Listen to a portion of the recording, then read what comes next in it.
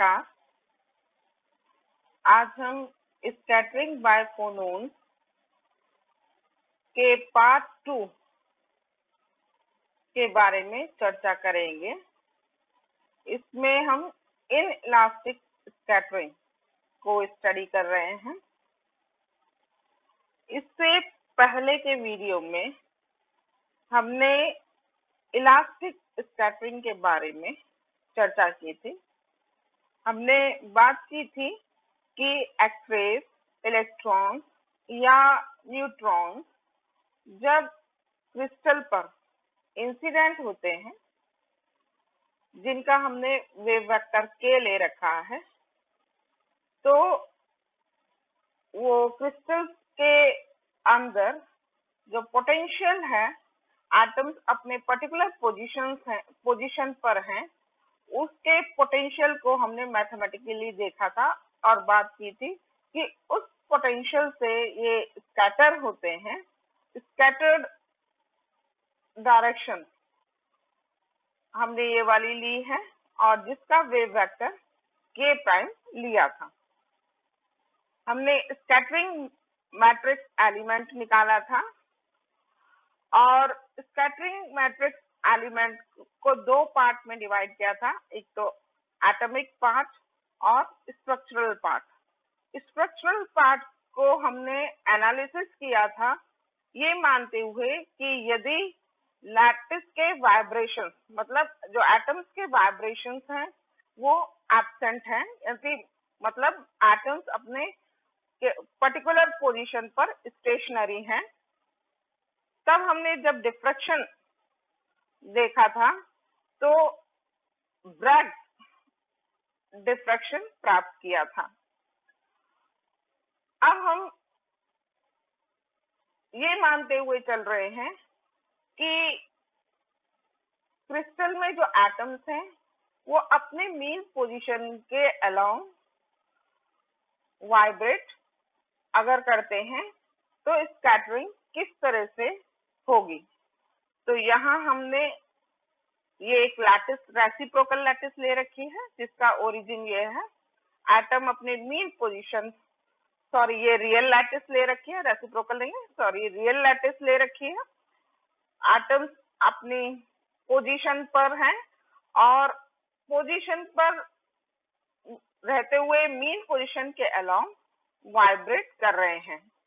इससे पहले जब हमने ये जो एल है, ये यदि वाइब्रेट नहीं कर रहा है तो इस पोजीशन का, इस पॉइंट का पोजीशन वेक्टर है, और जब एटम वाइब्रेट करके इधर आ गया है तो उसका पोजीशन वेक्टर आरएल है। पिछले वीडियो में हमने चूंकि वाइब्रेशंस एब्सेंट माने थे तो RL is equal to L था, लेकिन अब हम वाइब्रेशंस मान रहे हैं तो ये जो डिस्प्लेसमेंट है ये हम यूएल लेके चल रहे हैं, तो RL is equal to L plus UN.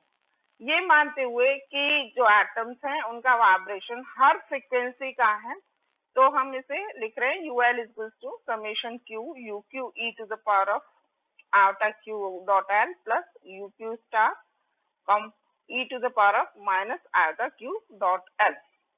अब हम पहले की तरह ही स्ट्रक्चरल फंक्शन में इसे, स्ट्रक्चरल पार्ट में इसे यू आर एल को रिप्लेस करेंगे।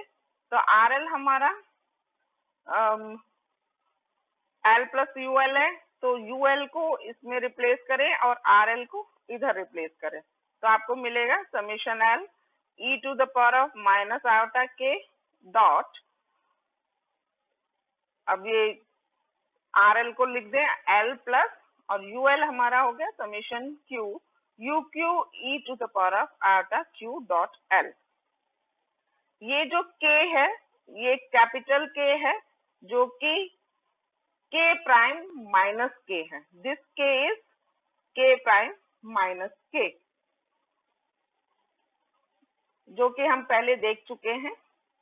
तो इस पार्ट को हम अलग कर रहे हैं, e to the power of minus iota के dot l into sum e to the power of minus iota के dot summation Q U Q E to the power of iota Q dot L.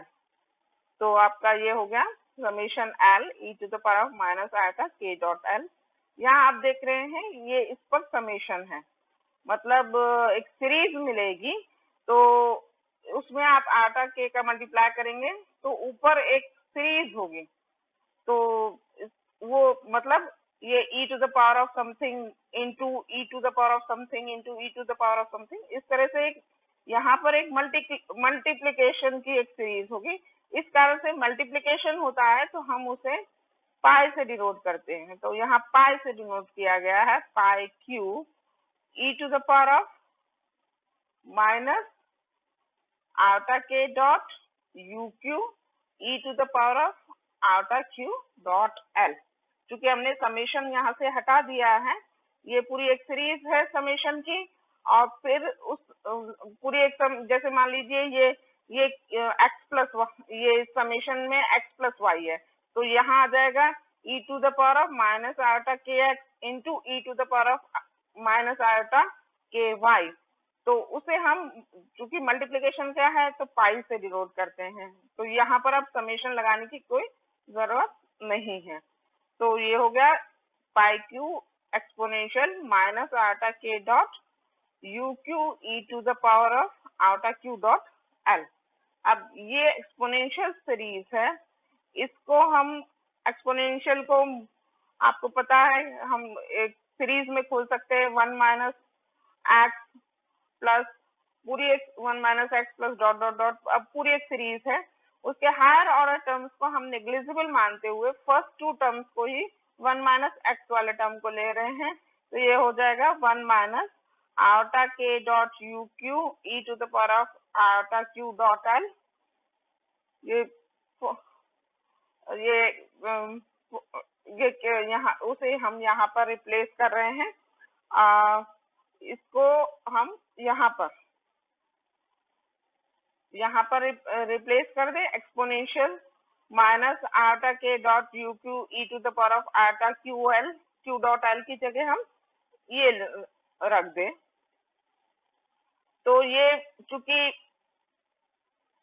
Multiplication यहाँ पर multiplication का है, ऐसे कई सारे terms यहाँ पर आएंगे क्यू की वैल्यूज रखते हुए, इस तरह के कई सारे टर्म्स आएंगे, तो आप जब मल्टीप्लाई करेंगे फिर आपको एक सीरीज मिलेगी जो कि प्लस और माइनस के टर्म्स होंगे, तो इस कारण से चूंकि उसमें प्लस माइनस के टर्म्स होंगे तो फिर वो समेशन सीरीज में कन्वर्ट हो जाएगी, इसलिए हम पाई की जगह यहाँ समेशन सीरीज रख रहे हैं। तो समेशन क्यू 1 माइनस आयोटा के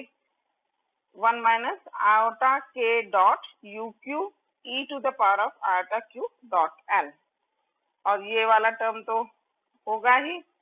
तो आपको यहाँ पर दो टर्म्स मिल रहे हैं, एक तो summation L E to the power of minus iota के डॉट एल, ये 1 है, उसके लिए ये plus summation L E to the power of minus iota के dot l summation q minus iota के dot u Q E to the power of iota Q dot l. तो आप देख रहे हैं ये दो पार्ट्स में डिवाइड हो रहा है। फर्स्ट पार्ट बिल्कुल ब्रैग्स इलास्टिक डिफ्रेक्शन को दे रहा है, ये जो पार्ट है ये इन इलास्टिक स्कैटरिंग को बता रहा है, ये इन इलास्टिक स्कैटरिंग से रिलेटेड है।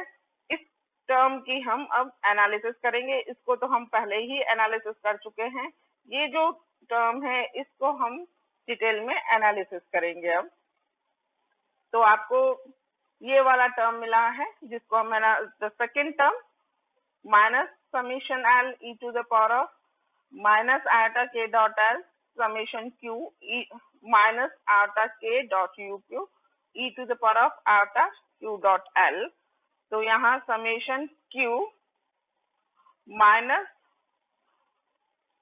आयोटा के डॉट यू क्यू, इसको हम यहाँ ले जा रहे हैं, तो summation L E to the power of minus common ले लिया आयोटा के, इन दोनों की मदद से आयोटा के minus Q dot L.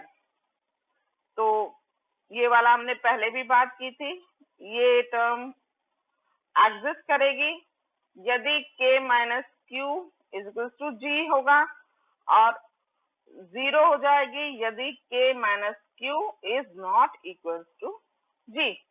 g जहां रेसिप्रोकल लैटिस वेक्टर है, इसलिए इसको हम क्रोनेकर डेल्टा से रिप्लेस कर रहे हैं। क्रोनेकर डेल्टा की वैल्यू होती k minus q equal to g, तो 1 हो जाएगा, और k minus q is not equal to g, तो 0 हो जाता है।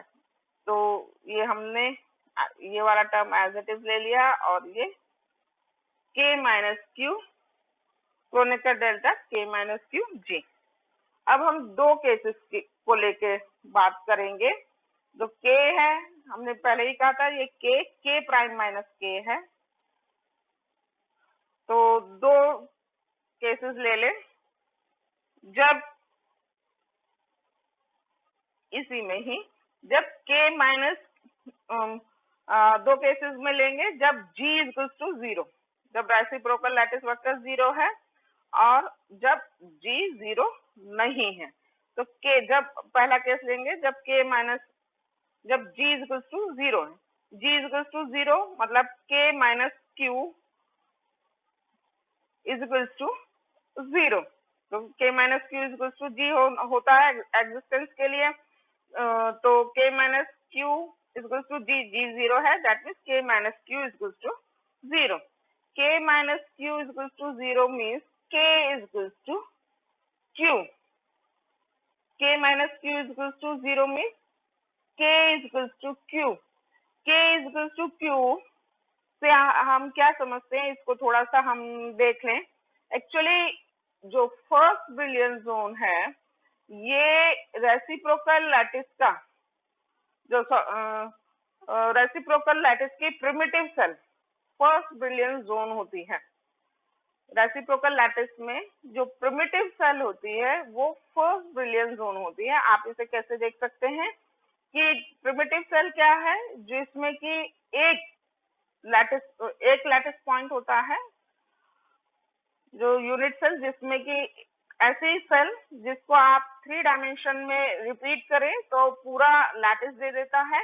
और ये ऐसी सेल जो प्रिमिटिव सेल है वो मिनिमम वॉल्यूम सेल होती है, साथ ही उसमें केवल एक लैटिस पॉइंट होता है।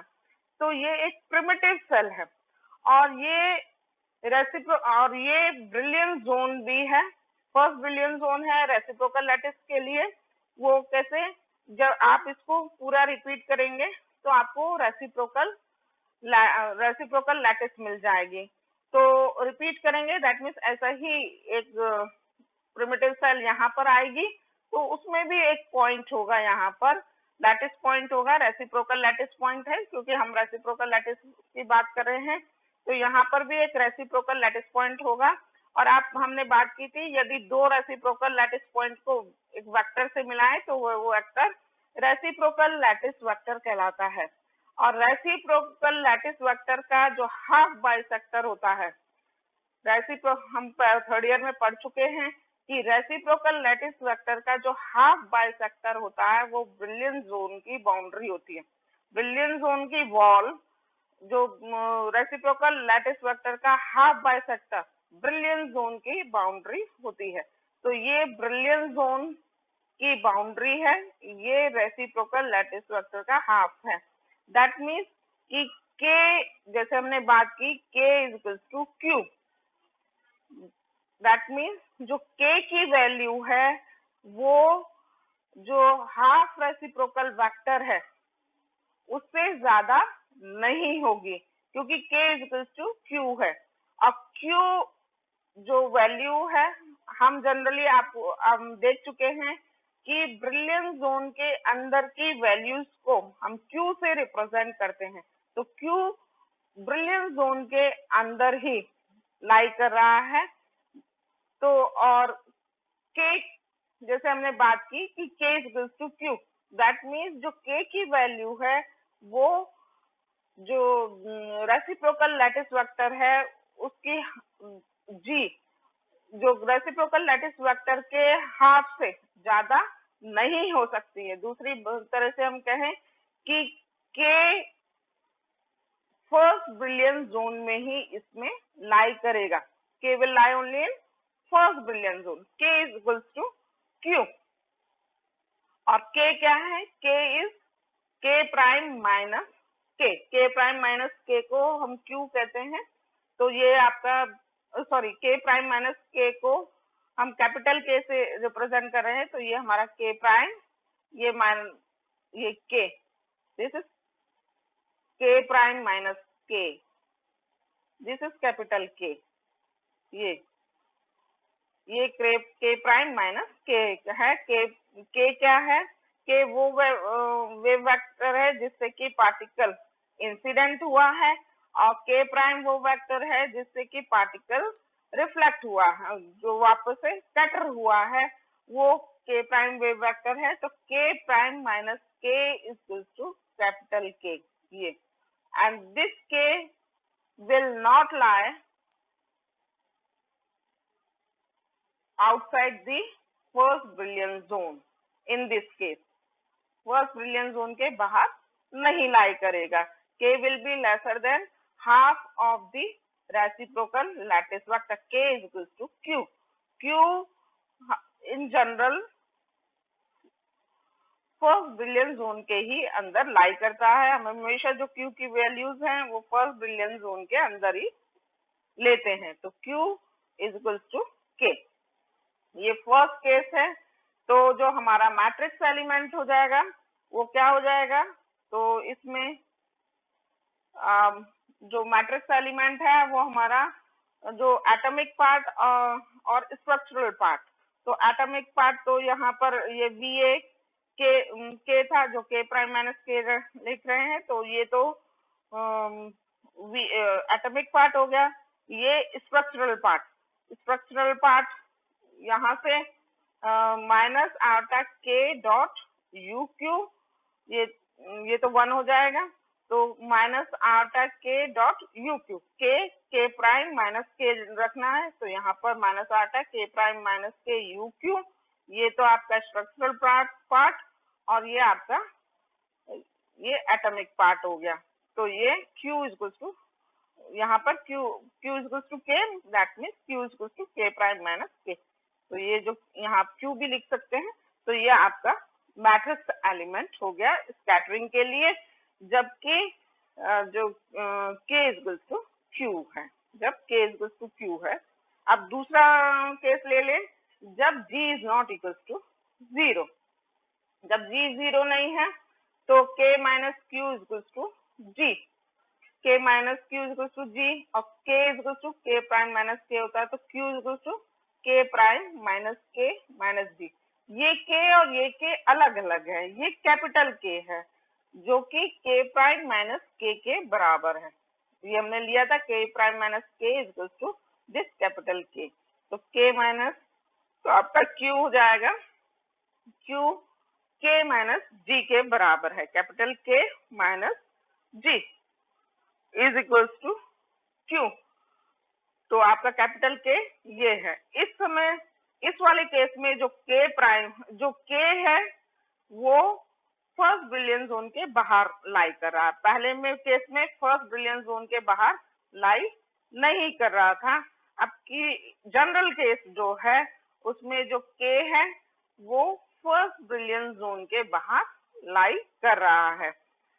लेकिन ये यहाँ आप k minus g equals to q equals to k minus g। तो q क्या, q जो k माइनस g के बराबर है, दैट मीन्स जो g है यहाँ पर हम g ट्रांसलेशनल रेसिप्रोकल वेक्टर है। तो ये इक्वेशन आपको क्या बता रही है कि यदि आप k में से, कैपिटल K में से g को अगर रिड्यूस करें, कैपिटल K जो वेक्टर है उसमें से g वेक्टर को यदि रिड्यूस करें तो आपको फर्स्ट ब्रिलियंट जोन में k के करस्पॉन्डिंग वैल्यू q की मिल जाएगी। जो फर्स्ट ब्रिलियंट जोन में आप, चूंकि ये इसलिए है क्योंकि लैटिस में पीरियोडिसिटी होती है, इसलिए भले ही k फर्स्ट ब्रिलियंट जोन के बाहर लाई कर रहा है, लेकिन आप एक ट्रांसलेशनल रेसिप्रोकल वेक्टर से रिड्यूस करेंगे यदि k को, तो आपको q की जो फर्स्ट ब्रिलियंट जोन में क्यू की वैल्यू मिल जाएगी जो कि के करस्पॉन्डिंग होगी। तो ये आपका जनरल केस है। तो पहला केस था जब के फर्स्ट ब्रिलियंट जोन में था, और दूसरा केस जब जो के है वो फर्स्ट ब्रिलियंट जोन में लाई नहीं कर रहा है। जो फर्स्ट केस है वो नॉर्मल प्रोसेस कहलाता है। नॉर्मल प्रोसेस, इसे शॉर्ट फॉर्म में एन प्रोसेस भी कहते हैं। और जो सेकंड जो ये वाला जो केस है ये अनक्लैप प्रोसेस, अनक्लैप प्रोसेस या यू प्रोसेस कहलाता है। इसे यू प्रोसेस भी कहते हैं। तो ये जनरल फॉर्म है आपकी, और वो इस जनरल फॉर्म की स्पेशल केस था। अब हम फोनोन के मोमेंटम की बात करते हैं, मोमेंटम कंजर्वेशन की। मोमेंटम कंजर्वेशन की बात करते हैं तो आपने पहला केस देखा नॉर्मल प्रोसेस, जिसमें k prime is equal to k plus q. यदि h क्रॉस से इन तीनों को मल्टीप्लाई कर दें तो ये एक तरह के मोमेंटम कंजर्वेशन इक्वेशन है। तो आप देख रहे हैं इसको इस तरह से आप देख सकते हैं कि एक इलेक्ट्रॉन, न्यूट्रॉन या फोटोन जिसका जो वेव वेक्टर है वो k है, और तो मोमेंटम h क्रॉस k है। जब क्रिस्टल पे इंसिडेंट होता है तो उसकी स्कैटरिंग होती है, और स्कैटरिंग के बाद उसका जो मोमेंटम है वो h क्रॉस k प्राइम हो जाता है। और या कहें कि जो मोमेंटम है वो h cross k plus q, h cross k prime is equal to h cross k plus h cross q. मतलब इंसिडेंट मोमेंटम तो h क्रॉस k है, और जो स्कैटर्ड मोमेंटम है वो h cross k plus q है। ये जो एक्स्ट्रा मोमेंटम है h क्रॉस क्यू, वो जो स्कैटर्ड पार्टिकल है वो क्रिस्टल पे लेके गया है, जिसे हम फोनोन मोमेंटम कहते हैं। क्रिस्टल के अंदर से h क्रॉस क्यू मोमेंटम प्राप्त हुआ है, जो कि फोनोन का मोमेंटम कहलाता है।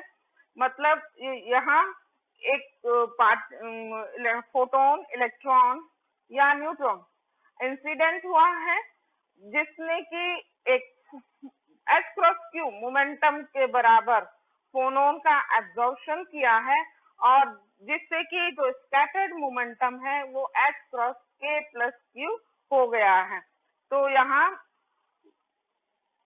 ये जो फोनोन है, ये जो एकॉस्टिक एक्साइटेशन है उसका क्वांटा होता है, जो कि बिल्कुल पार्टिकल लाइक प्रॉपर्टीज हैं, जो जैसे कि फोटोन की होती हैं। अब हम दूसरा केस लें, जिसे कि जनरल केस का है या अनक्लैप प्रोसेस जो कहलाता है। उसमें आपने देखा Q is equal to k prime minus k plus g। तो यहाँ पर एक फोनोन मोमेंटम के साथ में एक extra momentum h cross g और रिलेटेड है। इसे समझने, इसको हम इस तरह से समझते हैं कि जैसे it can be thought of as the creation of a phonon with simultaneously a Bragg reflection। मतलब कि फोनोन के क्रिएशन के साथ साथ ब्रैग रिफ्लेक्शन हुआ है, जहां पर h क्रॉस g जो मोमेंटम है वो क्रिस्टल को ट्रांसफर किया गया है।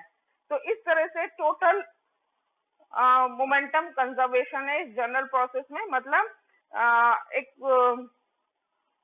फोटोन, इलेक्ट्रॉन या न्यूट्रॉन इंसिडेंट हुआ है, जिसने कि फोनोन को एब्जॉर्ब किया है, जिस h क्रॉस क्यू के फोनोन को के मोमेंटम को एब्जॉर्ब किया है, और जिससे जो स्कैटर्ड मोमेंटम है वो h cross k plus Q हुआ है।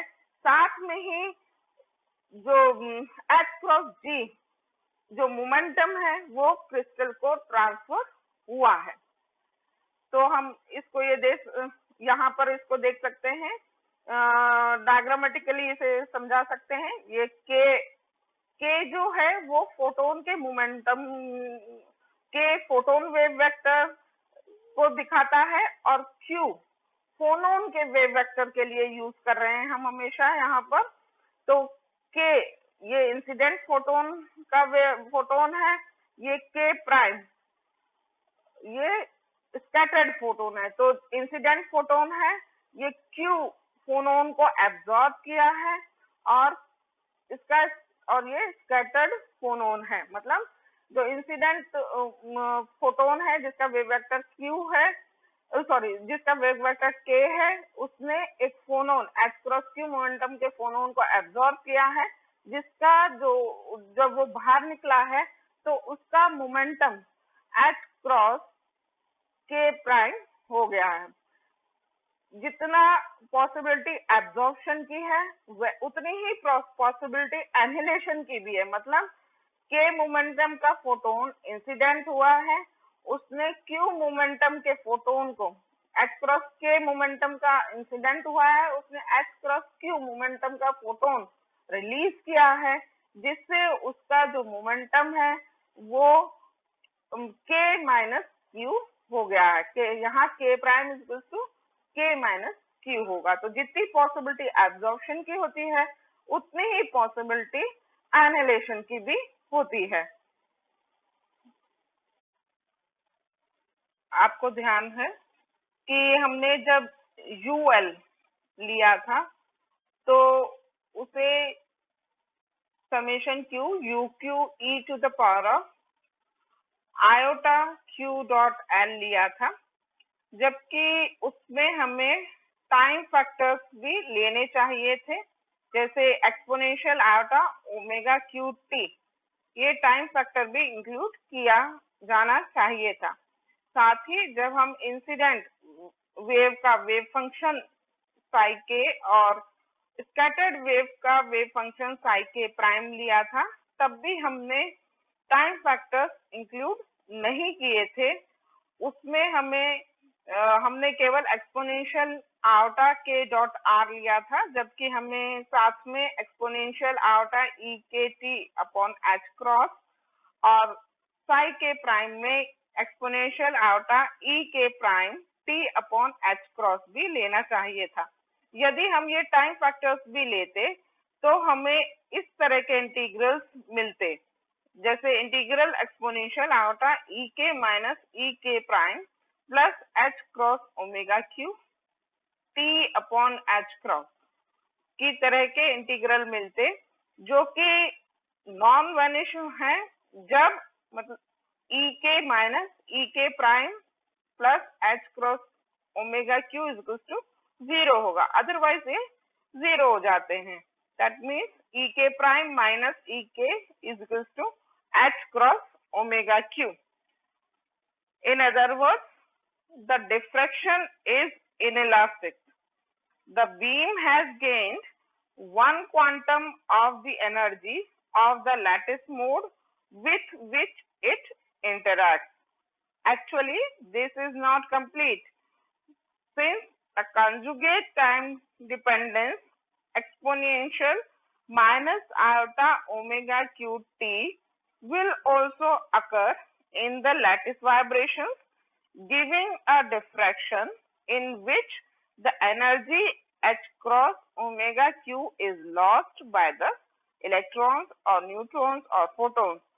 Now we can say that the incident electron has interacted with the lattice to destroy or create a phonon of wave vector q and energy h cross omega q. Thank you.